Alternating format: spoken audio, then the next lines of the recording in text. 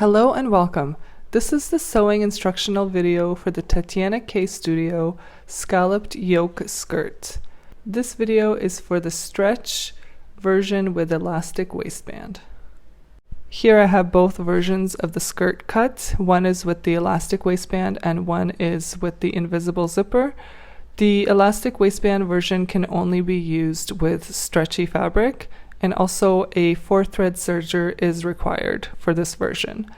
For the invisible zipper version, you can use stretch or non-stretch fabric and no serger is required, so only a single needle. And the link for the other video for the non-stretch version is going to be posted in the description below.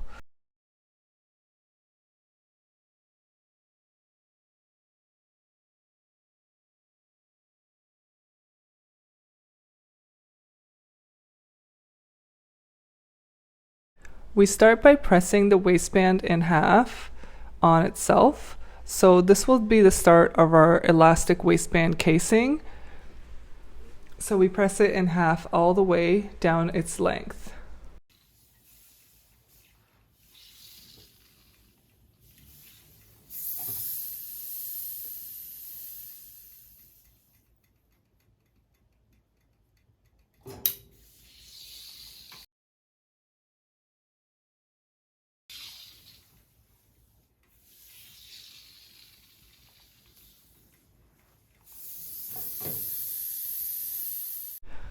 Then we move to the machine and join the two ends of the waistband together.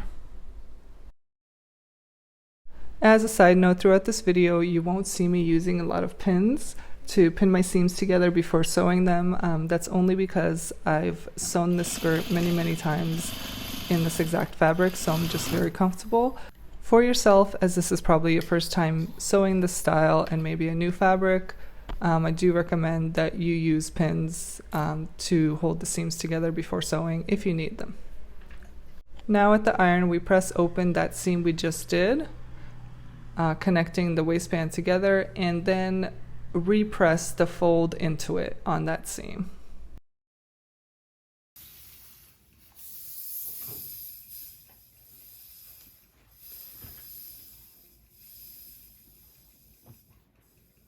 Next, we're going to prepare the elastic by overlapping it 1/2 inch and securing it together.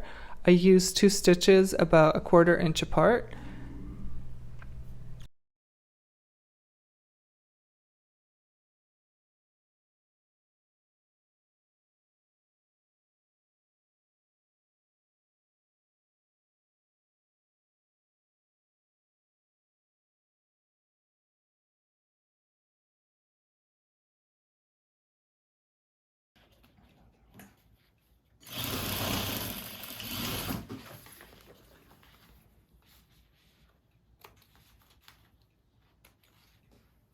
And now the connection of the elastic is very secure and lays nice and flat.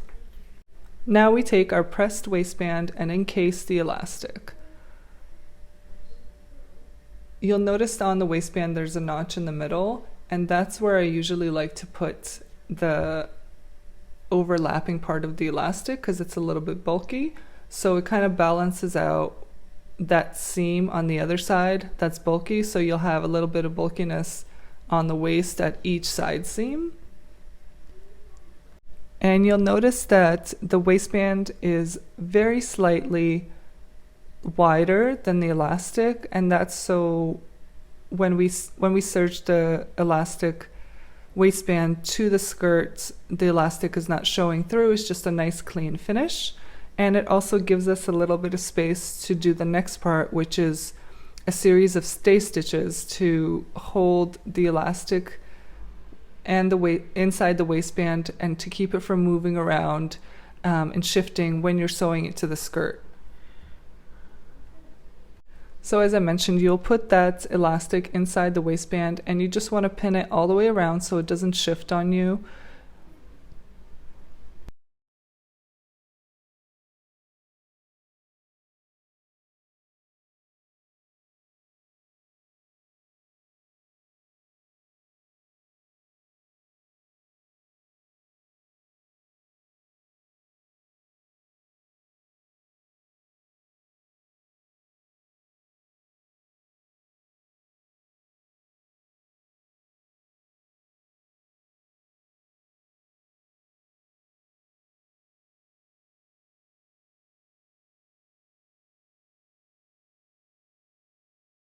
As I mentioned, the next step is a series of stay stitches to hold that elastic in its casing so that it doesn't move around when you're sewing it to the skirt.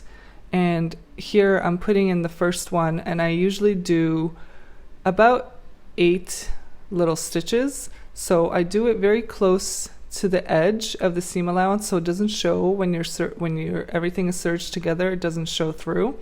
And I try to catch all the layers. So I try to catch the 2 layers of the waistband as well as the elastic itself.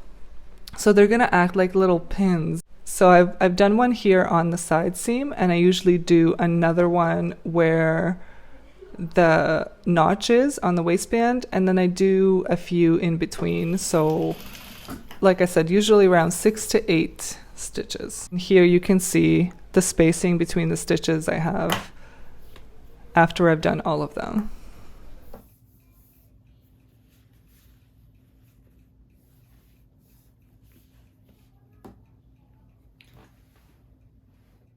Next, we're going to go to the serger and finish all our edges by serging them.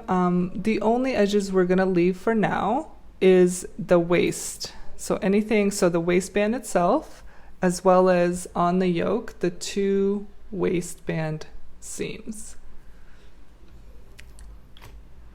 And we can serge the rest of the edges.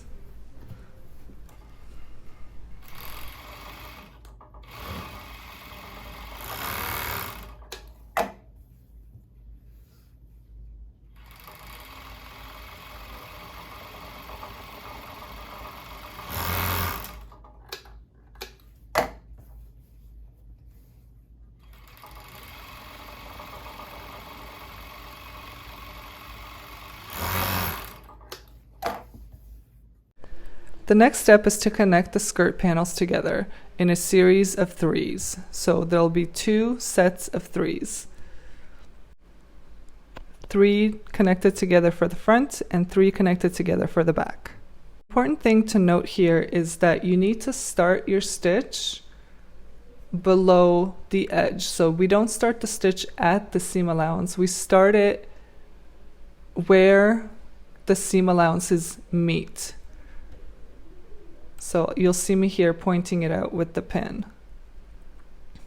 And we start there because it's going to make it a lot easier for us when we're connecting the yoke to the skirt panels. It's going to make it much easier for us to make those nice points of the scalloped yoke. And I always like to do a nice long back stitch at the start of that seam. That's because this is the point we're going to be pivoting for the corner of the yoke, so we need to have it nice and sturdy. So here you'll see I've completed connecting my panels together, and at the top the stitch doesn't go all the way up at the top. There's the 2 panels separate at the top, and that's where we're going to be pivoting our scalloped yoke points.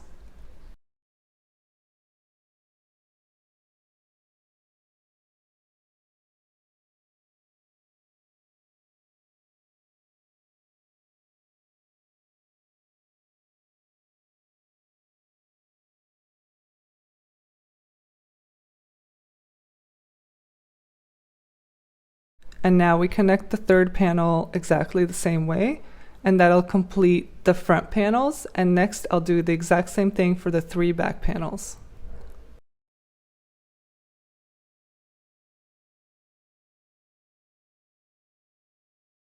Now with the iron, we're going to open up all those seams and press them open that we just did between the panels. And I'm also going to press out any wrinkles I have in the fabric. Now is the best time to do it.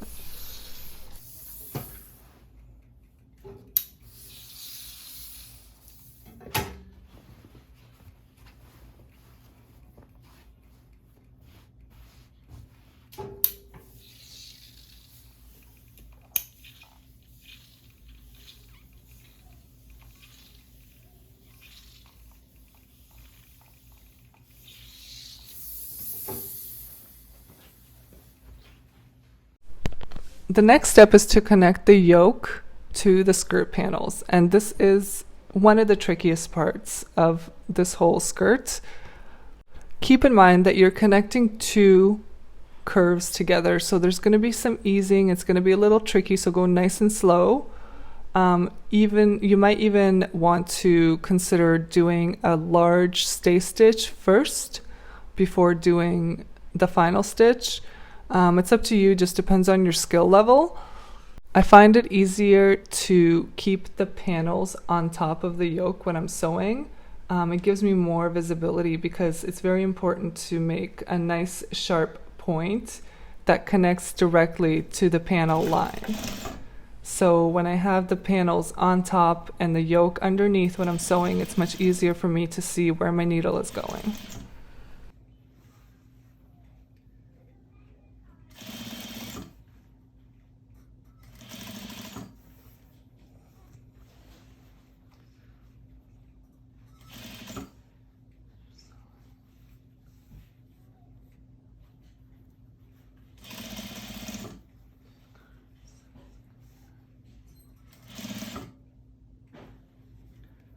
So as you can see, I'm lining up that point between the panels with the point of the yoke, and that's where we're going to pivot. As I get to my first point, I slow down, and to create that nice point in the yoke, I have to make sure that my needle hits the seam between the panels. Ideally, you want your needle to hit about a 1/16 or maximum an 1/8 below where that seam splits. Once I have that needle down in the seam between the panels, I keep it down and I lift my foot and I pivot.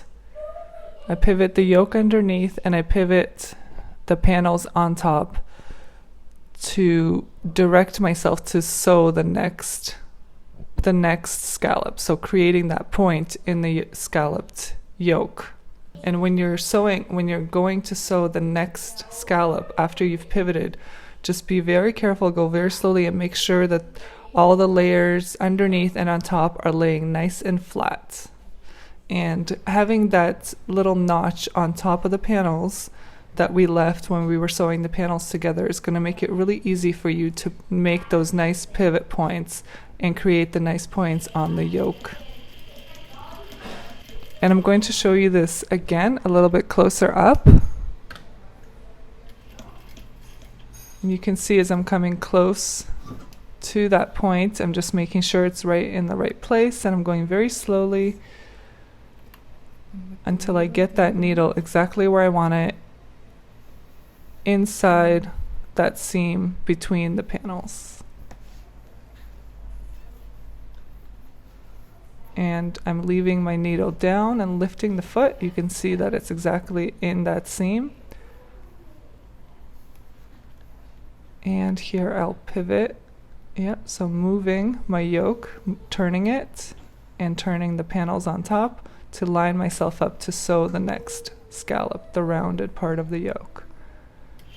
And again, I'm making sure that all the layers are nice and flat.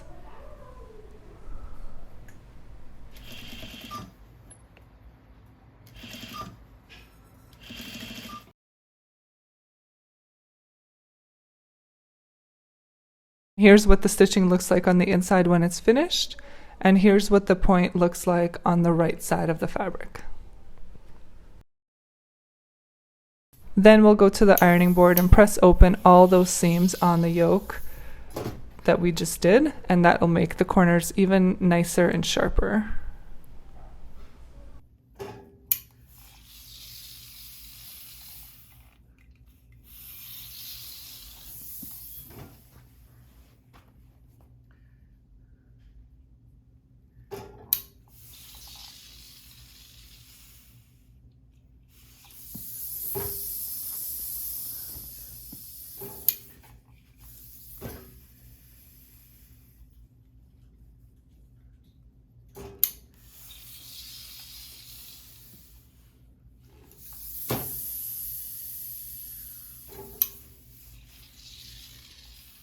And here's the inside of the point again when it's all nice and pressed.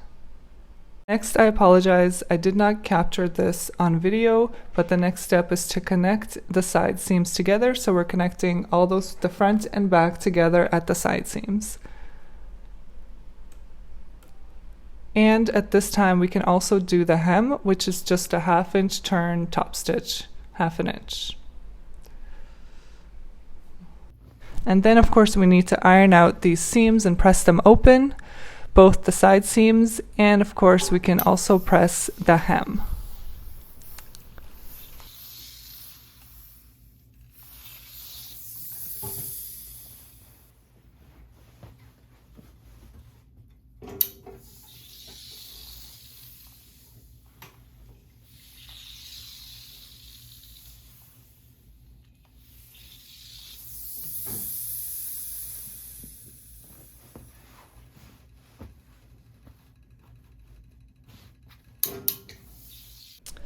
The next and final step is to connect our waistband to our skirt. And this part is a little bit tricky as well. It's not quite as hard as the scalloped yoke, but because we're using a serger, we want to go nice and slow so that we don't have to take that serger seam out, which we all know is pretty difficult to do. So I start by pinning the waistband to the skirt just at the main points, at the side seams, and one at the front, one at the back. I really don't like using a lot of pins when I'm at the serger because it's happened to me a few times where it gets caught in the serger and messes up my knife or whatever it be. I just don't like it very much, so I try to use as few pins as possible at this part. Totally up to you if you want to use more.